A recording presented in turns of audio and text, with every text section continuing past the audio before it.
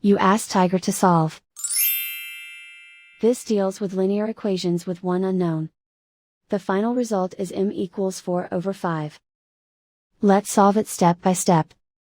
Group all m terms on the left side of the equation. Subtract 5m from both sides. Simplify the arithmetic. Group like terms. Simplify the arithmetic. Isolate the m. Divide both sides by -2.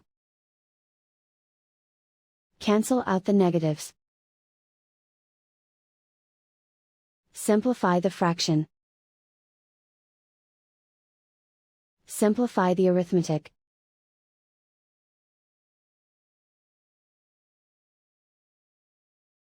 And so the final result is m equals 4/5.